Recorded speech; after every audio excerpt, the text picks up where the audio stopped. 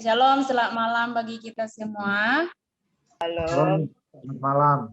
Ya, puji Tuhan, malam hari ini meskipun melalui online ya, Zoom, kita bersyukur Tuhan masih memberikan kekuatan, kesehatan bagi kita untuk boleh PA bersama seperti biasanya, dan itu juga suatu hal yang boleh kita syukuri. Tuhan masih memberkati kita bersama dengan keluarga kita masing-masing. Ya, karena malam hari ini waktunya juga udah pas ya, bahkan udah lewat sedikit. Kita akan kembali mendengarkan kelanjutan dari PA yang Kamis lalu kita dari Roma pasal 11 ya. Jadi Bapak Ibu boleh mempersiapkan Alkitabnya dan juga alat tulis atau catatan yang mungkin mau dicatat, apa yang mau ditanyakan nanti. Apalagi penyaji kita malam hari ini ganteng dan luar biasa nih, bawa super lindungan. Jadi nanti sembari Boksu menyampaikan boleh dicatat-catat biar ingat mau tanya apa, mau tambahkan di mananya, gitu ya, atau mau sharing ada hal yang menyangkut dengan pembahasan kita malam hari ini, boleh ya. Jadi sebelum memulai PA kita malam hari ini, kita minta pimpinan Tuhan supaya semuanya boleh berjalan dengan baik, dan setiap apa yang kita dengarkan juga nanti boleh memberkati kita dan untuk kemuliaan Tuhan. Saya minta ini Tuhan bawa kita di dalam doa. Baik, Shalom Bapak Ibu Saudara, rekan-rekan yang selalu setia ya dalam PA kita secara online. Mari kita mulai dalam doa. Terpuji nama Tuhan dalam Kristus atas setiap keindahan kasih-Mu yang memberkati, memelihara hidup kami. Dalam naungan kasih Tuhan, Engkau menjaga, memelihara hidup kami sepanjang hari ini dengan semua aktivitas kami. Pergi dan pulang, keluar masuk kami Tuhan menjagai, damai sejahtera-Mu menyertai dan memberi kami kesehatan, sukacita, damai sejahtera dan kecukupan dalam setiap kebutuhan kami. Kami khususkan waktu yang terbaik di hadapan Tuhan, duduk diam, rindu menantikan kebenaran firman Tuhan lewat PA kami bersama. Roh Kudus berkenanlah Engkau mengurapi setiap pribadi yang ikut malam ini, dimanapun kami berada di tempat masing-masing.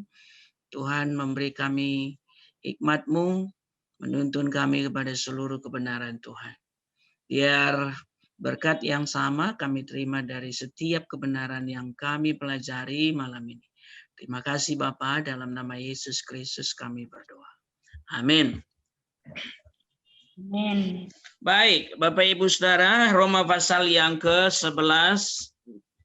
Perikop yang terakhir, mari kita baca ayat 25 sampai ayat 36. Roma pasal 11 ayat 25 sampai 36. Ya. Saya akan baca untuk kita demikian. Sebab saudara-saudara, supaya kamu jangan menganggap dirimu pandai. Sebagian dari Israel telah menjadi tegar sampai jumlah yang penuh dari bangsa-bangsa lain telah masuk. Dengan jalan demikian seluruh Israel akan diselamatkan, seperti ada tertulis. Dari Sion akan datang penebus, ia akan menyingkirkan segala kefasikan daripada Yakub. Dan inilah perjanjianku dengan mereka, apabila aku menghapuskan dosa mereka. Mengenai Injil, mereka adalah seteru Allah oleh karena kamu. Tetapi mengenai pilihan, mereka adalah kekasih Allah oleh karena nenek moyang. Sebab Allah tidak menyesali kasih karunia dan panggilannya. Sebab sama seperti kamu dahulu tidak taat kepada Allah, tetapi sekarang beroleh kemurahan oleh ketidaktaatan mereka. Demikian juga mereka sekarang tidak taat, supaya oleh kemurahan yang telah kamu peroleh, mereka juga akan beroleh kemurahan. Sebab Allah telah mengurung semua orang dalam ketidaktaatan, supaya ia dapat menunjukkan kemurahannya atas mereka semua. Oh, alangkah dalamnya kekayaan, hikmat, dan pengetahuan Allah. Sungguh tak terselidiki keputusan-keputusannya, dan sungguh tak terselami jalan-jalannya. Sebab siapakah yang mengetahui pikiran Tuhan, atau siapakah yang pernah menjadi penasihatnya, atau siapakah yang pernah memberikan sesuatu kepadanya sehingga ia harus menggantikannya? Sebab segala sesuatu adalah dari Dia, dan oleh Dia, dan kepada Dia. Bagi Dialah kemuliaan sampai selama-lamanya. Amin. Sampai di situ.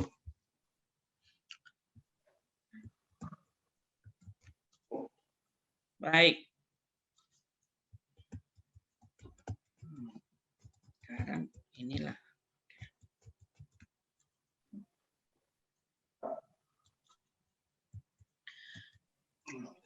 Kita memasuki bagian terakhir dari perikop terakhir dari bagian pertama dari pembagian surat Paulus ya. Dulu waktu kita bahas pasal 1, kita dikasih tahu bahwa dari 16 pasal surat Roma ini, Paulus membaginya dalam 2 bagian. Itu bagian yang pertama adalah pasal 1 sampai pasal 11. Nah, jadi kita mau mengakhiri bagian pertama sekarang. Bagian yang kedua adalah pasal 12 sampai pasal yang ke-16. Apa bedanya? Bedanya adalah kita sudah ikuti 11 pasal sampai hari ini. Begitu padat 11 pasal ini dengan ajaran-ajaran secara doktrin. Terkhusus doktrin keselamatan, doktrin dosa, doktrin pengampunan, doktrin kasih karunia, dan seterusnya ya. Nah, nanti Kamis depan ketika kita mulai pasal 12 ayat 1, kita akan memasuki selama sampai akhir sampai pasal 16 itu hal-hal yang sangat praktis. Terasa sekali itu minggu depan bahwa mulai pasal 12 Rasul Paulus sudah mengarahkan kita kepada pembahasan yang praktis-praktis dalam kehidupan sebagai orang percaya. Ya. Nah, maka hari ini kita akhiri hal-hal yang padat dengan pengajaran. Sepertinya memang ada pengulangan yang sedemikian intensif. Kita sudah membahas Taurat dan juga bagaimana keselamatan di dalam Taurat, di luar Taurat, di dalam kasih karunia dan seterusnya. Kesimpulannya malam ini Rasul Paulus mengembalikan kepada kasih karunia Tuhan tentang tanda petik ya nasib orang Israel. Itu sebabnya judul kita malam ini adalah penyelamatan Israel. Jadi bagaimana akhir dari keselamatan Israel? Nah ini. Kita sudah terus-menerus mempelajari bahwa di luar kasih karunia tidak ada keselamatan. Kalau Israel, orang Yahudi selama ini ketat sekali dengan hidup di bawah hukum Taurat. Hidup di bawah hukum Taurat. Kita udah tahu sekian pasal mengajarkan kepada kita tidak ada satupun yang bisa dibenarkan karena melakukan hukum Taurat. Hanya karena kasih karunia, hanya karena anugerah, hanya karena belas kasihan dari Allah, hanya karena pekerjaan Roh Kudus yang melahirbarukan seseorang. Itu semua kita sudah pelajari. Lalu Israel sendiri kalau didapati tidak percaya kepada hukum Taurat, tidak percaya kepada kasih karunia di dalam salib Kristus sampai ke minggu kemarin, Kamis yang lalu, bagaimana mereka? Makanya pertanyaan ini penting. Jadi bagaimana akhir dari keselamatan Israel? Pasti banyak pendapat tentang itu. Penafsiran dan pemikiran orang boleh berbeda-beda tentang nasib Israel. Ada yang bilang binasa. Dalam teologi Kristen ada dua itu minimal, ya. Yang mengatakan bahwa Israel akan dipulihkan, itu satu. Apapun kondisi mereka akan dipulihkan secara bangsa. Tapi ada juga yang mengatakan yang tidak percaya Yesus pasti binasa. Jadi hanya yang percaya Yesuslah yang binasa. Seperti minggu lalu kita bicara tentang sisa, remnant. Remnant adalah sepanjang sejarah Israel, walaupun sekian banyak atau mayoritas orang Israel tidak setia sama Tuhan, tapi Tuhan tetap jaga. Ada sejumlah orang yang terus-menerus di sepanjang abad yang percaya pada Yesus Kristus. Itulah remnant, itulah sisa, ya. Nah, kalau begitu, yang mana yang benar? Hanya yang sisa itukah yang selamat, atau secara bangsa pun diselamatkan Tuhan nanti? Ya, inilah yang mau kita pelajari. Lihatlah mulai ayat 25 ini. Dikatakan ayat 25, sebab saudara-saudara supaya kamu jangan menganggap dirimu pandai. Maksudnya jangan terlalu maju dalam memberi respon tentang orang Israel itu, ya. Aku mau agar kamu mengetahui rahasia. Ada hal-hal yang tidak kita mengerti yang hanya menjadi rahasia Tuhan, Allah kita, ya. Sebagian dari Israel telah menjadi tegar. Ya, kita sudah pelajari 11 pasal. Sebagian berarti ada yang tetap setia. Itulah sisa itu. Nah, sekarang Tuhan bicara tentang sebagian yang tegar itu. Dikatakan mereka akan tetap tegar, tengkuk, tegar hati, keras kepala, tidak mau buka hati sama Yesus sampai. Nah, ini yang akan kita bahas, ya. Apa yang telah terjadi pada Israel merupakan sebagian dari rencana Allah. Belum semua tentu, ya. Dan ia tahu apa yang sedang dilakukannya. Gak usah kita ajari Tuhan tentang umatnya itu. Dan gak usah kita menganggap bahwa Tuhan juga tidak konsisten dengan sifat-sifat karakternya terhadap umatnya itu. Ya. Hati Israel tegar. Pasal 11 ayat 7 pun dibilang begitu, ya. Kita sana sebentar, ya.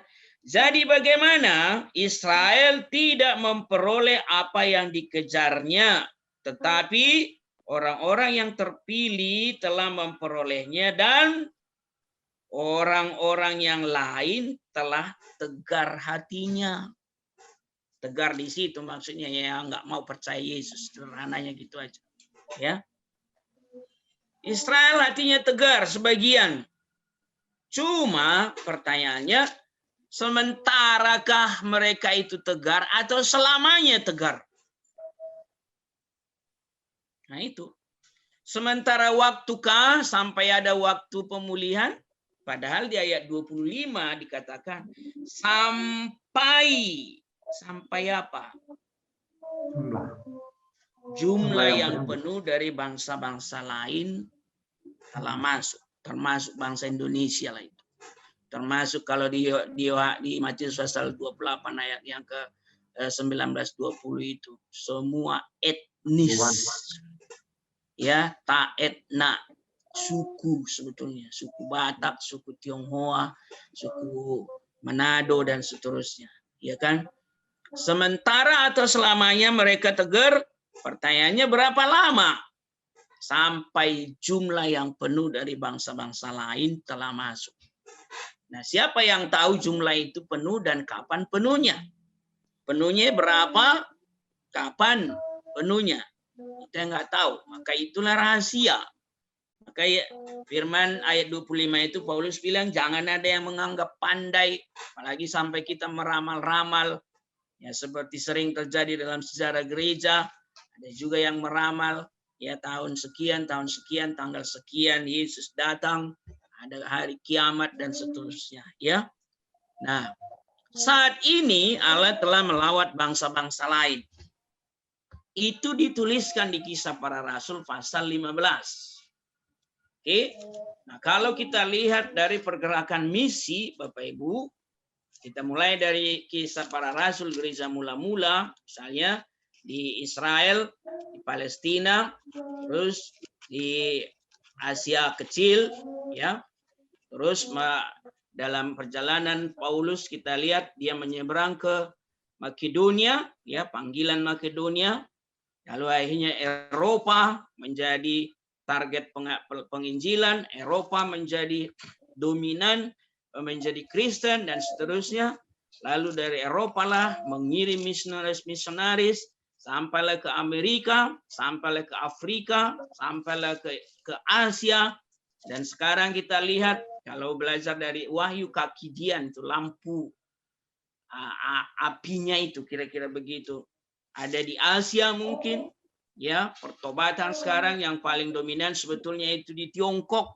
Kalau kita belajar pergerakan misi sekarang, ya, Tiongkok, China sana, dan seterusnya India juga sebagian. Saya baca beberapa pekerjaan misi sekarang, termasuk juga bagaimana kita melihat Indonesia. Nah, sekarang kaki Dian itu terus berputar. Nah, kalau dalam konsep misi, nanti kaki Dian ini akan kembali ke Sion, kira-kira begitu. Sion itu maksudnya kembali ke Israel. Kalau konsep itu kita ikuti sampai, nah kalau udah penuh berarti kaki Dian dalam arti lawatan Tuhan. Kita buat istilah rohaninya begitu. Lawatan Roh Kudus, pekerjaan Roh Kudus yang hebat akan kembali ke Sion. Lihatlah ayat Kisah 15 itu. Di dalam gereja mula-mula itu memang ada spesifik kata non Israel disebut di situ, ya. Misalnya, ya, lihatlah Kisah 15 ayat 12 mulai. Lihat Alkitabnya masing-masing, ya. Maka diamlah seluruh umat itu, lalu mereka mendengarkan Paulus dan Barnabas menceritakan segala tanda dan mukjizat yang dilakukan Allah dengan perantaraan mereka. Lihat nih, di tengah-tengah bangsa-bangsa lain. Inilah non-Israel itu. Setelah Paulus dan Barnabas selesai berbicara, berkatalah Yakobus, hai saudara-saudara, dengarkanlah aku. Simon telah menceritakan bahwa sejak semula Allah menunjukkan rahmat-Nya, sekali lagi, ya, kepada bangsa-bangsa lain, yaitu dengan memilih suatu umat, ini dia, memilih suatu umat dari antara mereka bagi namanya. Bangsa-bangsa lain itu termasuk kita, Indonesia, termasuk etnis-etnis, suku-suku maksudnya. Suku Batak dilawat Tuhan mulai sejak datang Nomensen. Suku Tionghoa di China dilawat Tuhan mulai sejak datang si Hudson Taylor misalnya, dan seterusnya. Sampai hari ini gereja bawah tanah di sana bergerilya dan justru banyak sekali orang percaya Tuhan Yesus, ya kan? Jadi kaki Dian itu bergerak kemana? Kelihatan kok itu dalam abad-abad perjalanan misi gereja, kemana bergeraknya. Nah, kalau dalam pandangan ini kembali nanti dia itu ke Sion. Maka orang Yahudi secara perseorangan sebetulnya tetap ada yang diselamatkan, ya kan? Saya sekolah di ST Bandung, ibu rektor saya waktu itu Ibu Dorothy Iron Marks. Sering dia cerita bahwa dia adalah orang Yahudi, benar-benar Yahudi dia, ya. Pernah dia tinggal di Inggris, di Jerman, terus lari ke Inggris, dari Inggris lah dia menjadi misionaris sosial. Artinya nenek moyangnya benar-benar Yahudi. Lalu dia bilang ada saudara-saudaranya, ada satu abangnya cerita dia itu juga percaya sungguh-sungguh pada Yesus. Berarti secara orang per orang adanya di sepanjang abad orang Yahudi yang mengikut Yesus. Di Amerika sana banyak sekali keturunan Yahudi. Tidak semua itu beragama Yahudi. Sebagiannya beragama Kristen. Lihatlah tokoh-tokoh teolog-teolog yang mencatatkan diri sebagai pakar teologi di gereja di sepanjang abad. Sebagiannya adalah orang Yahudi.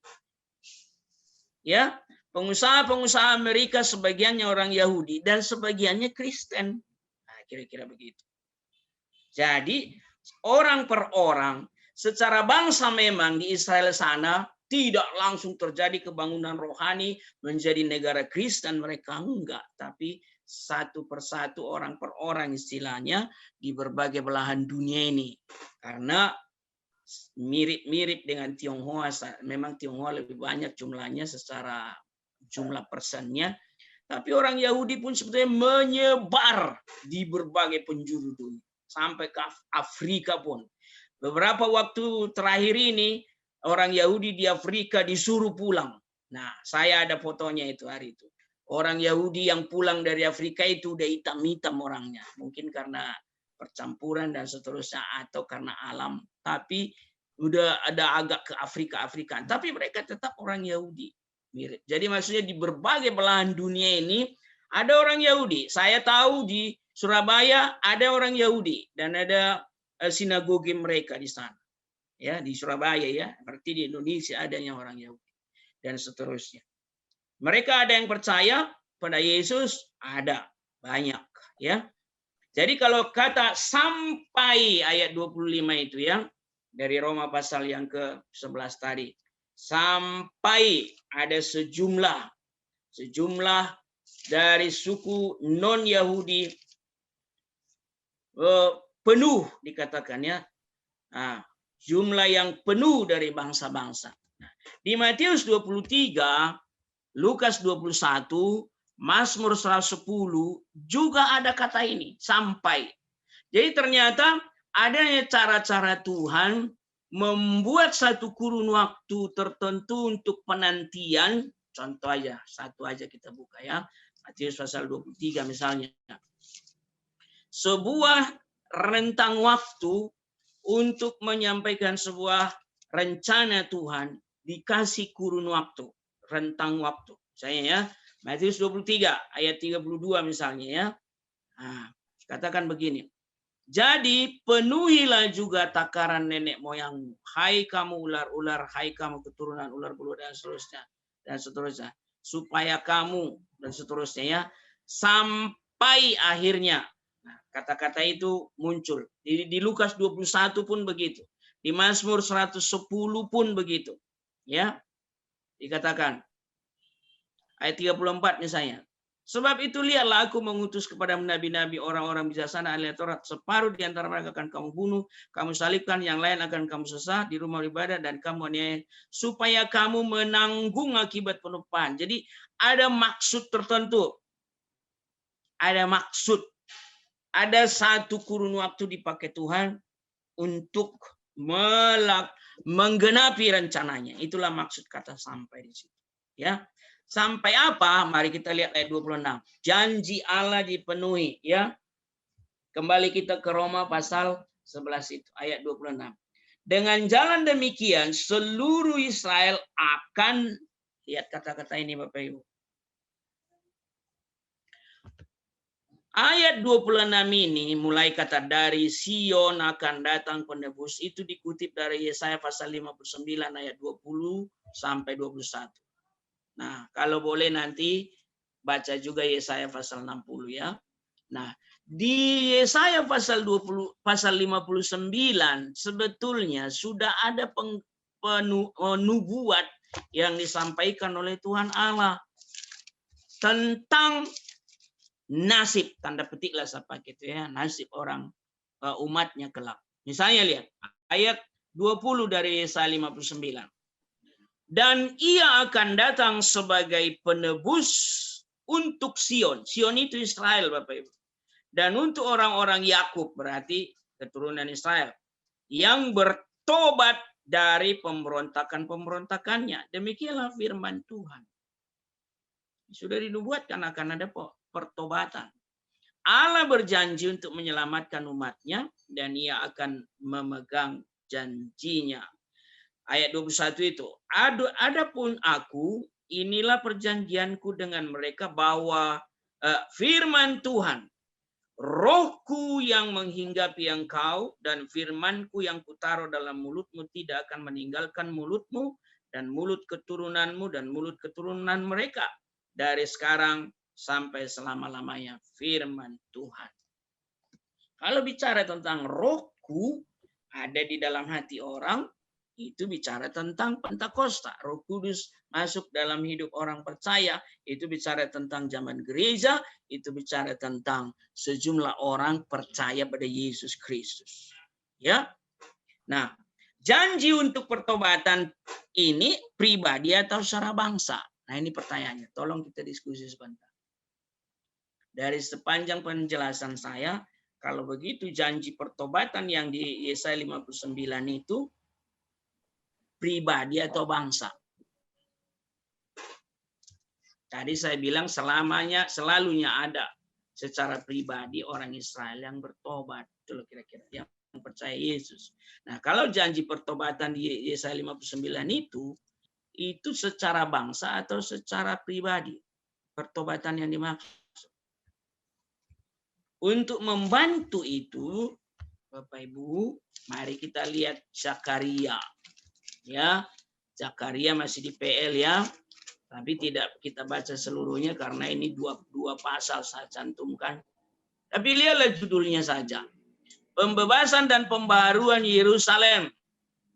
Bapak Ibu boleh nanti Bible reading ini baca pasal 12 sampai pasal 13. Ya.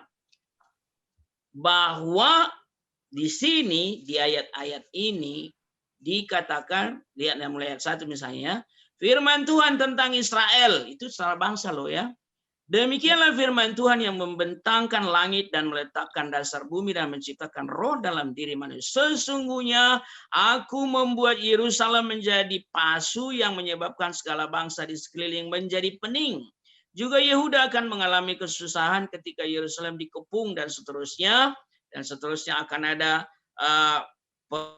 pembaharuan oleh karena musuh datang. Tapi lihat ayat 7. Tuhan akan pertama-tama memberi kemenangan kepada kemah-kemah Yehuda supaya keluarga Daud dan penduduk Yerusalem jangan terlalu dan seterusnya. Pada waktu itu Tuhan akan melindungi penduduk Yerusalem dan seterusnya. Ayat 9. Maka pada waktu itu aku berikhtiar untuk memunahkan segala bangsa yang menyerang Yerusalem. Yang menyerang Yerusalem maksudnya musuh-musuh Israel. Dan seterusnya, dan seterusnya.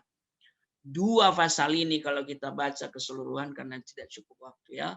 Saya pastikan bahwa pertobatan kalau itu merujuk kepada Yesaya 59 itu, ayat 21 itu adalah pertobatan secara bangsa. Ya, bukan pribadi-pribadi saja. Nah, sekarang lihat perjanjian Allah mulai ayat 27. Kembali kita ke Roma pasal yang ke-11 itu. Janji di ayat 27, inilah perjanjianku dengan mereka apabila aku menghapus dosa mereka. Dari mana itu ayatnya? Masih dari Yesaya 59 itu, ya. Tapi penekanannya pada perjanjian Allah dengan bangsa Israel. Allah memilih bangsa Israel di dalam kasih karunia-Nya dan bukan karena kebaikan Israel. Lihatlah Bapak Ibu, ini buka satu contoh. Ulangan pasal yang ke-7, ya.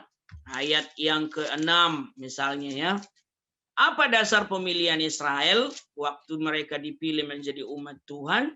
Padahal ada bangsa-bangsa yang lebih besar dari mereka waktu itu. Ya, lihat ayat 6 ya, pasal 7 ulangan. Bukan sebab engkaulah umat yang kudus bagi Tuhan Allahmu, engkaulah yang dipilih oleh Tuhan Allahmu dari segala bangsa di atas muka bumi untuk menjadi umat kesayangannya. Lihat itu labelnya mereka. Bukan karena lebih banyak jumlahmu dari bangsa manapun juga, maka hati Tuhan terpikat olehmu dan memilih kamu. Bukankah kamu ini yang paling kecil dari segala bangsa, tetapi karena Tuhan mengasihi kamu dan memegang sumpahnya yang telah diikrarkan kepada nenek moyang. Siapa itu? Abraham, Ishak, Yakub, dan seterusnya. Ya, maka jika bangsa Israel dipilih atas dasar kasih karunia, dapatkah bangsa itu ditolak karena dosanya? Sekarang hubungkan dengan konsep keselamatan zaman kita sekarang. Kita selamat karena apa? Iman. Kasih karunia, iman atas kasih karunia Tuhan Yesus. Kalau Israel dipilih atas apa? Kasih karunia. Ya, Ulangan 7 ayat 6 tadi ya, ayat 7. Kalau gitu, posisi kita dan posisi Israel kira-kira di hadapan Tuhan mana lebih bagus?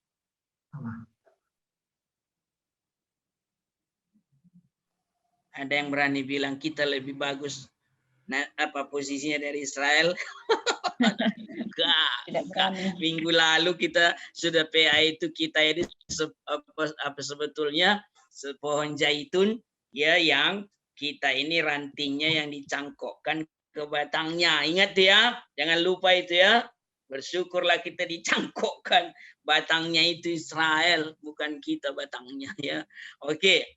Bagi Allah, orang Yahudi adalah kekasih Allah, oleh karena nenek moyang mereka, Allah tidak akan melanggar perjanjiannya dengan Abraham, Ishak, dan Yakub. Ceklah perjanjian lama Bapak Ibu. 3 nama ini seringkali diucapkan oleh Tuhan Allah. Nenek moyangmu Abraham, Ishak, dan Yakub. Nenek moyangmu. Nanti tambahlah Daud. Tidak seperti Daud. Dasar Daud, Abraham, Ishak, Yakub, Daud. Abraham, Ishak, Yakub, Daud. Kira-kira bukankah seringkali Tuhan Allah bilang bahwa Israel disayangi, dikasihi dengan merujuk pada iman dari nenek moyang mereka ini, Abraham, Ishak, dan Yakub. Oke. Sekarang lihat sifat Allah, ayat 29. Cepat ya. Aku Tuhan tidak berubah. Maliaki 3 ayat 6. Kukutip langsung itu Bapak Ibu. Gak usah ragukan ayat itu. Coba sifat Allah ya. Allah bukanlah manusia sehingga ia berdusta, bukan anak manusia sehingga ia menyesal. Semua kubuat tanda petik, itu berarti langsung kucatat dari Alkitab ya. Cuma kupotong ya. Bilangan 23 ayat 19. Kemudian kita Roma 3 udah kita baca itu hari itu ya. Dapatkah ketidaksetiaan itu membatalkan kesetiaan Allah? Saya baca langsung dari Alkitab kita, ayat 3. Jadi bagaimana jika di antara mereka ada yang tidak setia, dapatkah ketidaksetiaan itu membatalkan kesetiaan Allah? Tolong dijawab Bapak Ibu, ayat 3, pasal 3 ayat 3 Roma ini. Dapat atau tidak? Tidak. Tidak. Bagus.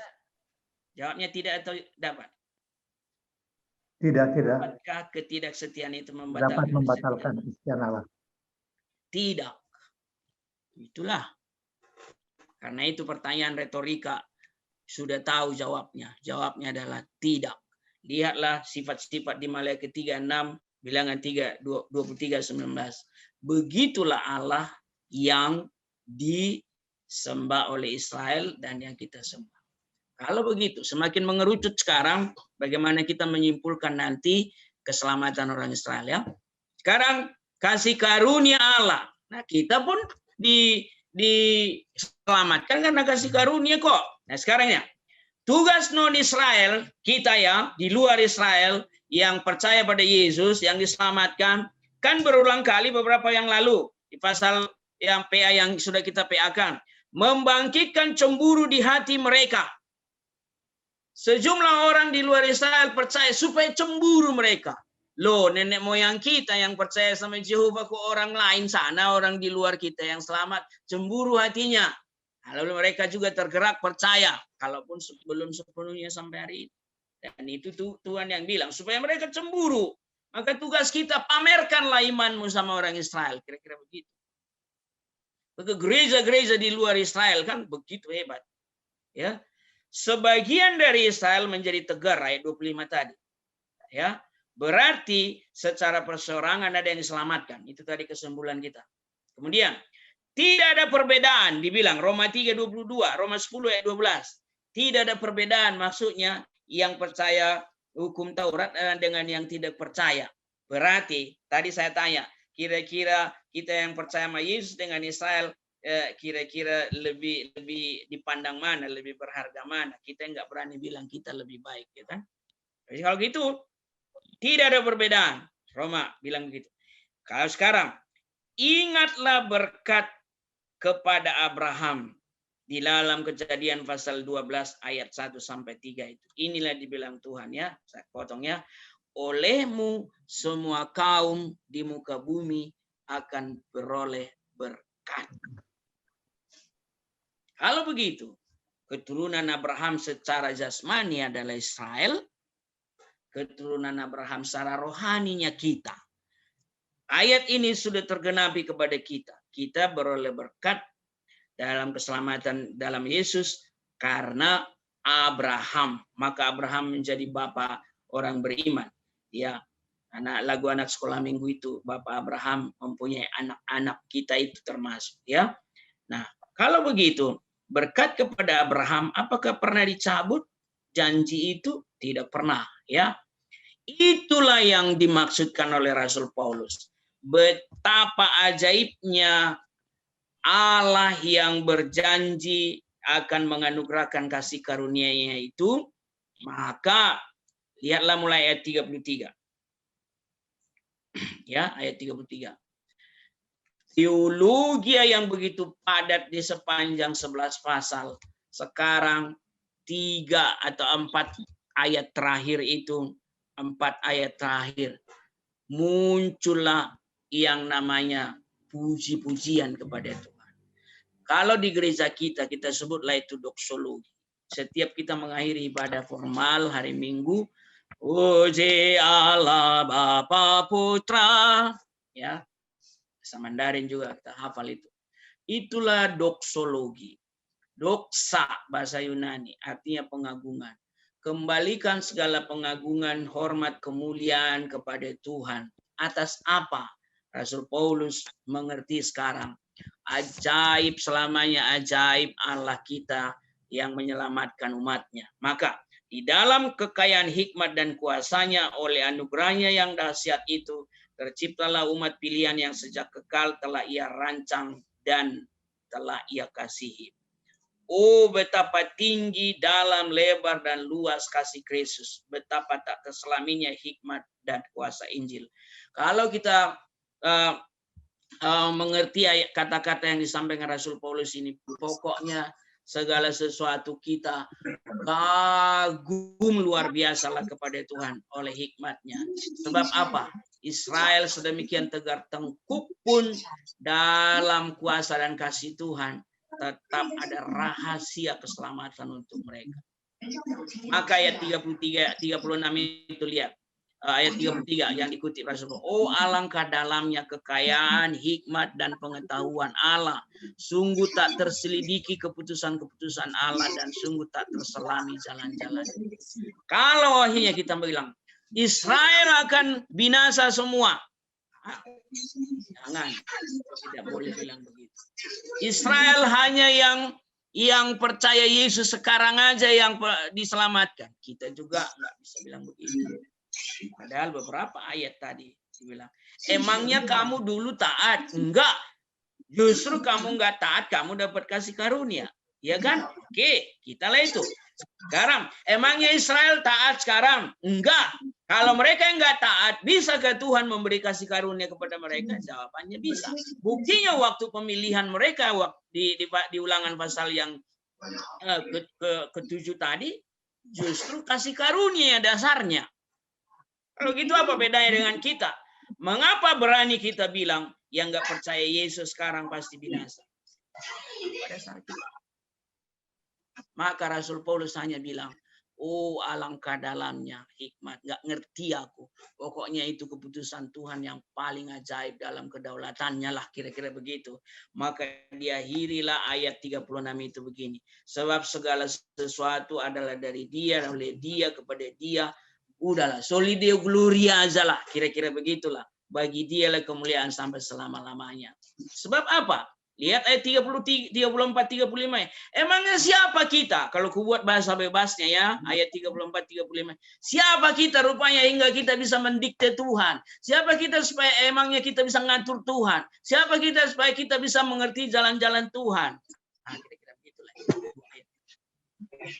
Yang hanya bisa kita bilang adalah udah, jadilah kehendak-Mu Tuhan. Soli Deo gloria, kalau ku dapati hari ini hidupku selamat, terpujilah Tuhan. Maka ini refleksinya, lihat, tulis di situ. Marilah kita belajar untuk tunduk dan terus bersyukur atas setiap karya Allah yang sudah dan akan kita terima sebagai orang yang dipilih Tuhan dan selamatkan, ya. Kita pakai seluruh hidup kita untuk memuliakan Allah dan melakukan apa yang berkenan kepadanya. Kendati mungkin ada banyak tantangan, tetapi Yesus Kristus adalah sumber kekuatan bagi kita. Rayakanlah keselamatanmu. Rayakanlah Kristus. Ya, rayakanlah juru selamat dalam hidupmu. Sebab bagi kita mustahil, tetapi bagi Allah tidak ada perkara yang mustahil. Maka bagian pertama dari surat Roma ini, kita dibawa oleh Rasul Paulus. Kembalikanlah segala keputusan, kembalikanlah segala kemuliaan hanya kepada Allah. Itu. Lihat dirimu sudah diselamatkan anugerah Tuhan, puji Tuhan. Pakailah hidupmu sekarang supaya menjadi alat di tangan Tuhan. Itu aja. Terpujilah Tuhan, ya. Jadi kita akhiri bagian pertama dengan kebenaran ini. Amin. Baik. Contoh, silakan. Arahkan rekan-rekan kita, ada apa yang mau diskusi, yang mau bertanya atau menambahkan? Ya, terima kasih ya Bosus untuk diberkati dengan penjelasan dari Boksu. Dan memang mungkin di antara kita juga kesulitan untuk mengerti apa yang disampaikan Rasul Paulus dalam Roma ini, ya. Tapi apa yang tidak kita mengerti itu juga malam ini mungkin bisa dibantu oleh Boksu Karlin. Jadi teman-teman, Bapak Ibu boleh menyampaikan atau bertanya atau men-sharingkan apa yang kita alami, seperti yang dikatakan oleh Boksu tadi, betapa kita bersyukur dengan belas kasihan Tuhan, dengan kasih karunia yang Tuhan berikan bagi kita. Sebelumnya mungkin apakah ada yang langsung mau bertanya? Ada?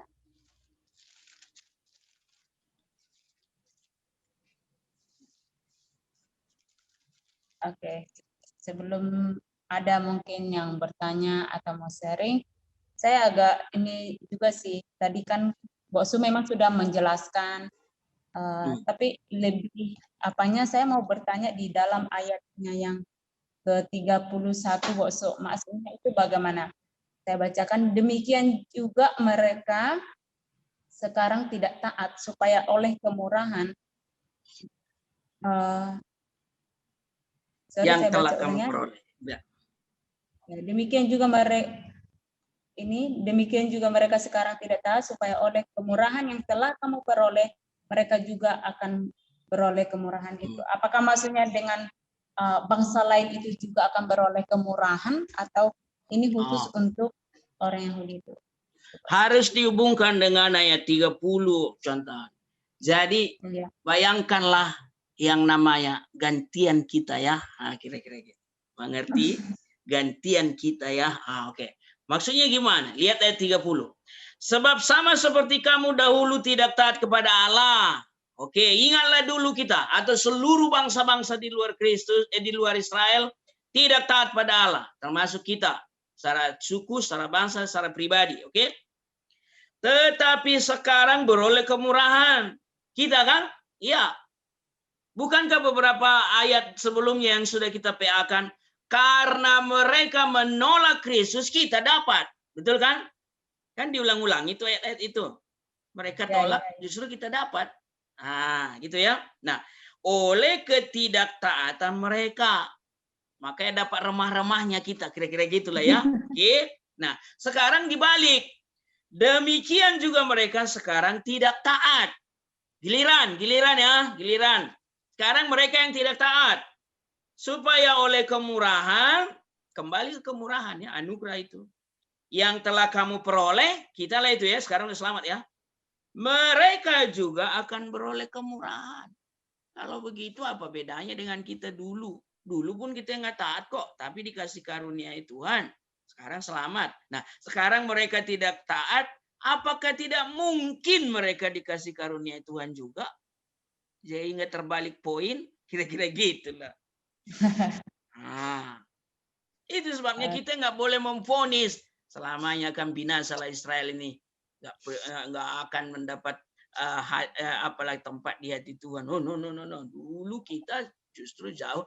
Ingat ya, secara moral Israel itu bagus-bagus loh, baik-baik loh. Pelajarilah Israel sampai hari ini. Bacalah buku-buku tentang Israel. Mutu pendidikannya jauh lebih hebat dan teratur. Coba cek bagaimana kurikulumnya orang Israel. Saya udah baca itu. Umur sekian, semua udah jelas. Lihatlah mereka secara moral. Ada enggak orang-orang Israel yang bejat-bejat moralnya sekarang? Enggak ada itu. Ya. Lihatlah secara kemajuan. Bagaimana peradaban disumbang mereka kemajuan dunia ini dengan banyaknya penemuan-penemuan. Saya ada, karena tidak ada waktu aja putar di sini.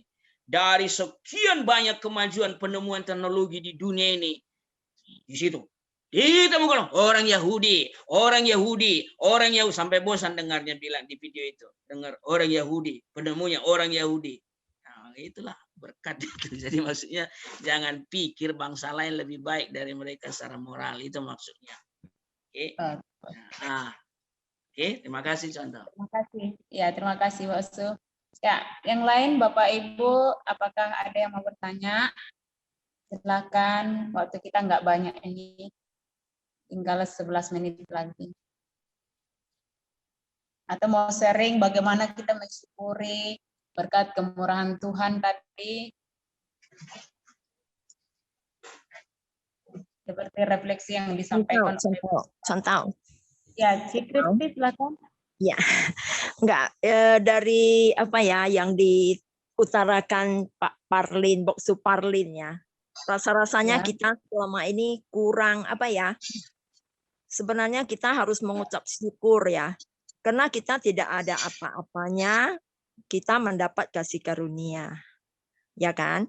Iya. Justru kita sering sekali menjudge ini Yahudi lah ya. Kita kan bilang, oh mereka tidak taat gini yang kayak tadi Boksu bilang ya. Itu termasuk kita juga yang mengejudge mereka ya. Apa mereka diselamatkan? Enggak gitu ya. Ya kan? Ya. Itu kan kekuasaan dari Tuhan ya. Kalau Tuhan bilang, gimana saya menyelamatkan kamu, saya mau menyelamatkan bangsa Israel, itu juga haknya kekuasaan Tuhan. Iya, yang mutlak ya, tidak dapat diganggu gugat istilahnya ya. Jadi kita yang sungguh-sungguh tidak ada apa-apanya harus mengucap syukurlah karena kita memang dikasih karunia yang begitu ya. Iya. Nah, jadi ini Boksu yang tadi Boksu bilang memang lo kan itu yang dapat hadiah Nobel itu dari totalnya entah berapa banyak 60-an%. Iya, betul. Iya, saya udah baca di buku pintar itu, Ci. Betul. Nah, berarti memang bangsa pilihan ini otaknya pun super cerdas ya, Boksu ya. Termasuk hartanya, Ci. Ceklah pemilik harta di dunia ini orang terkaya, keturunan mereka. Itu di Amerika itu kalau yang ponglo itu rata-rata ini. Tapi mereka arogan loh, Boksu. Mereka dia pergaulannya kan di lingkungan mereka sendiri, Boksu. Nah, memang apa namanya sentimen etnis kan. Kita bisa lihat pas saya jalan-jalan ke sana ya. Saya lihat mereka kalau udah mereka kan suka pakai baju putih sama hitam aja, dia nggak ada pakai warna-warni kan? gitu. Ya pakai topi itu di tali pinggangnya ada satu tali gitu yang ke bawah entah apa. Rumbai ya. Tapi mereka kan teman mereka kan tidak ada yang dari orang-orang luar begitu. Iya. Apalagi kawin mengawini paling susah. Kalau dia jalan, betul. Dia jalan kemana-mana kan, dia pasti dalam komunitas mereka, Boksu. Iya. Walaupun itu mereka yang tinggal di Australia begitu juga. Herannya, apa mereka tidak mau terkontaminasi sama yang luar, kita nggak tahu juga ya. Iya. Persaudaraan mereka sangat ketat. Boksu bilang kawin mengawini mereka juga cari bangsa sendiri gitu. Kayaknya enggak lah, Boksu. Enggak juga, Boksu. Karena ada juga yang ini. Iya, betul. Cici gua hari itu kan pas ke Israel itu, dia ketemu sama satu guide. Guide ini rupanya dia bangsa Yahudi juga, tapi yang sudah ke Cina, ke Cina kawin sama orang sana. Jadi akhirnya ini orang pulanglah ke ini kan, ke Israel. Dia mau masuk ke komunitas Israel, diceklah entah siapa gitu, itu leluhurnya ditelusuri. Ditelusuri, akhirnya dia diterima. Benar, dia memang ada hubungan darah dengan dengan bangsa Israel ya. Ya, tapi sebelum dia tinggal di Israel, si guide-nya ini harus mempelajari bahasa ini, Ibrani, Yunani gitu loh, Boksu. Ya. Sangat Akar ketat leluhur loh, mereka katanya. selalu dikaitkan ya kan? Iya. Setelah dia tamat itu kan, dia baru boleh masuk dalam komunitas mereka, tinggal di Israel gitu, Boksu. Berarti ada sih yang kawin dengan orang-orang luar. Kabarnya di Kalimantan juga ada ya katanya ya. Oh ya, itu pemilik Facebook itu, Cik, pemilik WhatsApp, Mark Zuckerberg. Istrinya orang Tionghoa tuh. Iya, betul. Tapi ada juga. Tapi ada satu-satu. Enggak gitu banyak loh yang kita perhatikan. Mereka suka kemana-mana itu teman dia, walaupun keluar kantor gitu temennya semua gitu loh. Makanya wah, ini arogan juga ya kayaknya ya. Ya kan, pilihan. Jadi diberikan spesialnya banyak, Boksu. Iya. Ya kan? Tapi jangan lupa bagaimana mereka juga menyumbang kalau ada urusan-urusan sosial, misalnya bagaimana foundation mereka, yayasan-yayasannya menyumbang tanpa pamrih, tanpa lihat suku, tanpa lihat bangsa, mereka mau membantu. Betul. Iya, memang. Itulah. Makanya kita yang dari bangsa yang tidak terpilih lah istilahnya ya, Boksu ya. Pasal 10 istilahnya itu, Ci, kita dicangkokkan ke pohon jaitunnya. Ranting-rantingnya aja ya. Rantingnya aja kita. Paling kecil ya, Boksu ya. Iya. Nyontol ya, Boksu. Jadi kita harus ingat itu supaya jangan sombong, kita ini dicangkokkan gitu. Ya lo. Bahasa teologianya sebetulnya itu adalah kita diadopsi. Jadi ada orang jalan-jalan di luar kota, di kota sana, ada dilihat anak-anak yang kumuh segala macam, ada diambil dibawa ke rumahnya, dijadikan anaknya ya kita lihat. Iya. Semoga Tuhan menyayangi kita seperti menyayangi bangsa Israel ya, Boksu ya. Amin. Muncul kesadaran itu ya sekarang. Iya, benar. Iya. Oke, makasih ya. Baik, makasih Ci sharingnya ya. Ya, terima kasih Cik Kristi, sangat diberkati juga. Saya juga jadi teringat dengan pembahasan waktu Bok Suparlin juga ya, yang menyampaikan waktu Roma 9 bagaimana sebenarnya mereka sangat diberkati secara keturunan itu. Tapi kita bersyukur dapat rempah-rempah itu istilahnya. Iya. Remah-remah. Remah-remah, bukan rempah-rempahnya. Sorry. Ya. Oke. Ada yang lain mau tambah atau Mas Saya bisa menambahkan. Oh, silakan contoh. Silakan, Pak. Ya, terima kasih. Tertarik sekali sharing dari Ibu Kristi tadi. Ketika mereka dilihat oleh kasat matanya Ibu Kristi, mereka itu sangat eksklusif mungkin istilahnya. Di dalam pergaulan mereka. Nah, jika dihubungkan dengan panggilan dan pengutusan Abraham, kok bertentangan sekali kan? Sebenarnya mereka harus menjadi berkat kan?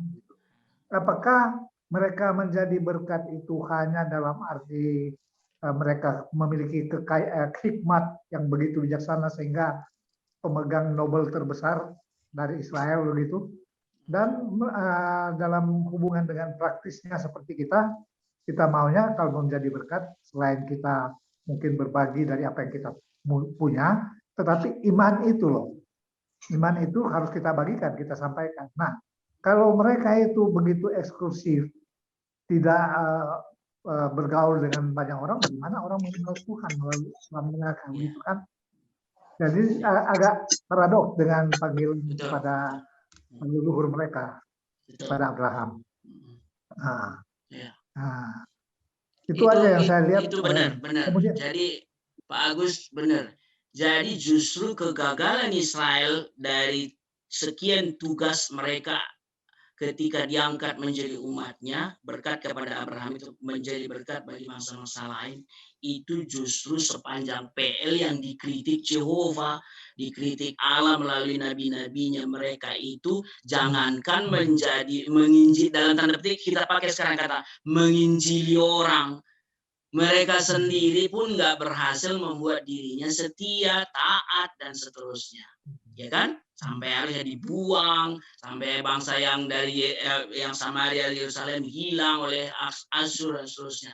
Jadi sebetulnya saya pelajari agama-agama ya, justru salah satu agama yang paling dingin dalam menyaksikan imannya dan menginjili orang supaya orang percaya sesuai kitab sucinya adalah Yahudi. Cobalah, pernah kalian dengar nggak orang Yahudi mengajak non-Yahudi, ayo kamu percaya jadi orang Yahudi, misalnya gitu. Nyaris tidak. Iya. Dan mereka udah nyaman sekali seperti yang disampaikan Cik Kristi tadi. Komunitasnya ketemu, nyaman mereka, itulah temannya. Padahal sebetulnya mulai dari PL, Jehovah bilang, kamu kasih tahu kepada bangsa lain siapa aku. Kan gitu sebetulnya. Ceritakan kasihku dan seterusnya lah, sama seperti konsep PI kita sekarang. Tapi bersyukurlah kita secara gereja mengerti tugas itu, sampai hari ini misi gereja begitu menyala-nyala kan. Sampai ditakuti orang kadang-kadang, bukan karena bangga bagaimana sombongnya, tapi agama lain kadang ketar-ketir lihat derasnya misi Kristen itu, ya kan? Nah, dan itu menjadi semangat untuk tetap menjaga apinya. Gereja harus tetap memberitakan Injil, sebetulnya. Bersyukurlah kita, ya, kira-kira gitu.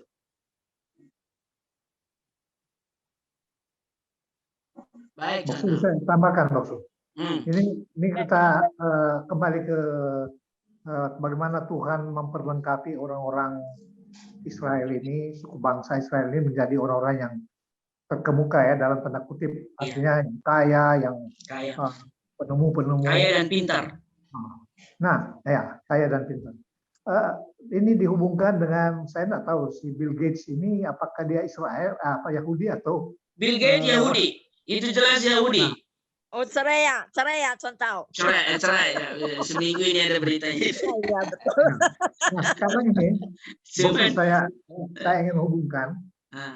Sekarang kan di dalam orang-orang berteologi sehubungan dengan pandemi COVID-19, ada orang menghubung-hubungkan dengan istilah mereka apa itu global ya. Lalu mereka menghubungkan bahwa si Bill Gates inilah yang nanti akan menggenapi yang 666 itu. Jadi juga saya katanya chip itu ya, contoh ya. Vaksinnya berupa chip di tangan katanya ya. Ya, itu menjadi sebuah kontroversi ya, Pak Agus. Sebetulnya ada itu videonya, kalau kalian ketemu. Bukan hanya COVID ini saja, sebetulnya sejak dulu pun kadang-kadang dibuat ras ekonomi dunia hancur, kacau segala macam, supaya akhirnya uang mereka dipinjami, mereka dapat untung lewat. Ada itu. Itu sebetulnya fakta. Adanya sejumlah orang-orang Yahudi yang kaya, super kaya di dunia ini. Memang apa kerja mereka itu mengatur bangsa-bangsa supaya pinjam duitnya, dapat duit dia. Suka mereka ada misalnya hancur ekonomi satu negara, dipinjamlah duit dia. Nah, kira-kira gitu. Dan sampai akhirnya masuklah ke COVID itu sengaja dibuat supaya, nah itu sebetulnya sesuatu yang masih harus dibuktikan. Kita tidak boleh langsung itu menyatakan statement kebenaran ya. Nanti bisa digugat pula kita, karena dari sisi lain orang Amerika justru malah menuduh orang Cina-nya dulu awal dari COVID ini. Bukankah pernah diberitakan mereka dengan sangat memakan itu kalong-kalong itu apa? Ada pajak di kelelawar itu kan? Dipajak di mana tuh, di Wuhan itu, Wuhan. nah, seterusnya. Jadi memang perang, ujung-ujungnya apa ya? Ujung-ujungnya ekonomi juga sih. Lihatlah kok apa ya, vaksin ini. Siapa yang kira-kira kaya raya dengan vaksin? Bangsa pilihan no, Bokso. Itulah antara China dengan mereka istilah juga mereka, kan. istilah mereka elit global. Nah, Elit itulah. global. Ya, memang Iya. kalau terlalu tinggi, sulit kita menganalisanya udah. Jangan-jangan nanti nggak sanggup kita menerimanya, agak ada pula yang putus urat-urat kita. Ya, hati-hati aja dengan pendapat itu. Saya udah pikir apa namanya, jangan terlalu diekspos juga karena bisa salah juga kita. Itu. Terima kasih, Cik. Terima kasih Pak Gus ya. Justru saya pikir kok ada penafsir sampai sedemikian rupa. Iya. Padahal ini kan ya semacam virus lah begitu. Iya, Masa iya. virus sengaja dibuat untuk supaya ada dagangan lebih naik lagi. Sebetulnya di ranah politik bagus antar negara adanya perang ini. Perang kepentingan tapi ya. Itu udah politik tingkat tinggi itu sebetulnya. Misalnya kepentingan Amerika dengan kepentingan China itu wah kan sangat-sangat ini mereka itu ketat sekali. Ya sekarang kan Amerika mulai deg-degan melihat kemajuan China yang begitu pesat sekali sehingga dunia bisa-bisa mereka akhirnya bisa merosot, China akhirnya di atas. Nah, itu sangat-sangat takut sebetulnya Amerika sekarang itu. Bokso. Ya. Kita hari ini jangan bicara politik, Bokso. Ya. Nanti jadi melenceng kita ya. Kembalikan ke Betul. Iya. Oke. Cuma harus tahu lah kita sedikit banyak itu ya. Ya, nanti Persatuan di atas sana. Dan kali Boksu bisa mungkin bagikan secara pribadi ya hal-hal yang tadi didapatkan video atau apa ya. Iya. Terima kasih semuanya karena waktu kita sudah habis ya. Yang mungkin masih ada pertanyaan dalam hatinya boleh disampaikan nanti di WA atau Kamis depan boleh ditanyakan kembali ya. Jadi karena kita mau mengakhiri, saya akan bacakan beberapa kesimpulan untuk PA malam ini dari Roma 11 ayat 25 sampai 36 tentang penyelamatan Israel. Di sini berbicara tadi kita tentang Allah yang berdaulat dan berurusan dengan umatnya sendiri yaitu Israel ya. Dan Allah tahu apa yang sedang dilakukannya pada Israel dan itu adalah sebagian dari rencana Allah. Meskipun kita lihat hati Israel yang tegar, tapi tetap ada yang setia. Dan janji penyelamatan umatnya tetap dipegang dan janji pertobatan ada juga untuk bangsa. Dan dasar pemilihan Allah bukan karena kebaikan, tetapi karena kasih karunia itu ya. Kemudian kita melihat juga bahwa Allah itu adalah Allah yang tak pernah berubah dan dia tetap setia. Meskipun kadang kita manusia yang tidak setia, tetapi kita punya Allah yang setia bagi kita. Dan setiap kita juga sampai saat ini beroleh berkat itu juga mengalir dari berkat Abraham juga ya. Dan malam hari ini kita boleh juga diingatkan bahwa kita punya Allah yang kaya dengan hikmat dan pengetahuan dan yang tak terselidiki dan tak terselami setiap jalan-jalannya. Dan Bapak Ibu Saudara dikasih Tuhan, marilah kita sama-sama merayakan keselamatan kita dan mari kita sama-sama bersyukur buat karya Tuhan yang diberikan bagi setiap kita. Oke, demikian mungkin ada yang ditambahkan lagi Boksu. Sudah cukup. Oke, terima kasih. Kita akan mengakhiri PA kita malam hari ini. Saya minta contoh Yohana ada untuk berdoa bagi kita. Mari kita sama-sama. Ya, mari kita berdoa ya. Tuhan, kami sungguh bersyukur malam ini kami belajar dari Bok Supalindungan yang boleh membawa kami untuk melihat siapakah kami ini. Sebenarnya kami adalah orang-orang yang tidak masuk dalam hitungan mendapat keselamatan kalau bukan karena bangsa Israel pilihanmu yang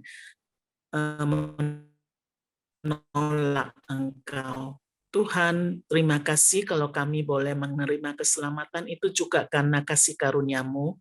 Tolonglah kami supaya tidak ada satupun dari antara kami yang merasa kami berjasa sehingga kami beroleh keselamatan ini, dan agar kami tidak sombong di hadapan semua orang, terutama terhadap bangsa Israel. Tuhan, jika selama ini konsep kami tentang bangsa Israel telah menyebabkan kami memandang atau menganggap mereka sebagai orang berdosa yang tidak layak diselamatkan, melalui penjelasan malam ini kami diingatkan kembali. Kalaupun mereka belum diselamatkan, itu bukan karena Engkau menolak dan membuang mereka, tetapi akan ada waktunya kemudian Engkau juga akan menyelamatkan mereka. Biarlah kami juga mau berdoa ya Tuhan, menyerahkan orang Israel atau orang Yahudi yang saat ini ada di manapun,